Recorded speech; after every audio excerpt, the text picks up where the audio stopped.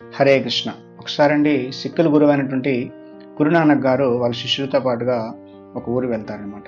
ఆ ఊర్లో అందరూ కూడా చాలా చక్కగా వాళ్ళని రిసీవ్ చేసుకుంటారు. మంచి ఆతిథ్యం ఇస్తారు. వాళ్ళని ఇంటికి పిలిపించి చక్కని భోజనాలు పెడతారు. చక్కగా వాళ్ళని రిసీవ్ చేసుకుంటారనమాట. వాళ్ళందరూ చక్కగా భోజనాలు చేసిన తర్వాత ఆ ఊరు నుంచి నెక్స్ట్ ఊరికి వెళ్తారనమాట. వెళ్తూ ఉండగా గురునానక్ గారు చెప్తారనమాట, విలేజ్ అంతా కూడా కరువులు వచ్చి ఈ విలేజ్ అంతా ఇక్కడ ఉండకుండా అయిపోవాలని చెప్పేసి అంటారనమాట. వీళ్ళందరూ ఆశ్చర్యపోతారనమాట. అదేంటి అలా అన్నారని చెప్పేసి, ఇంత మంచి మనుషుల్ని అలా చెప్పించారని చెప్పేసి అనుకుంటారనమాట. దాని తర్వాత నెక్స్ట్ విలేజ్కి వెళ్ళేసరికి వాళ్ళు అస్సలు పట్టించుకోరనమాట. ఏమాత్రం ఆతిథ్యం తెలియదు. ఎలా ఒక మంచి వాళ్ళని గురువుల్ని ఎలా రిసీవ్ చేసుకోవాలో తెలియని ఊరు అనమాట వాళ్ళు. అప్పుడు ఆ ఊర్లో నుంచి కూడా వాళ్ళు ముందుకు వెళ్తారనమాట.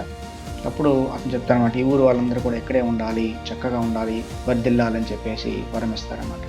వీళ్ళందరూ ఆశ్చర్యపోతారనమాట. శిష్యులందరూ కూడా ఏంటి ఇలా గురువుగారు చెప్తున్నారని చెప్పేసి ఇంకా ఆపుకోలేక అడుగుతారనమాట, గురువుగారు ఇదేంటి మంచి వాళ్ళకి మీరు శాపం ఇచ్చారు, చెడ్డ వాళ్ళకి వరం ఇచ్చారని చెప్పేసి అంటారనమాట.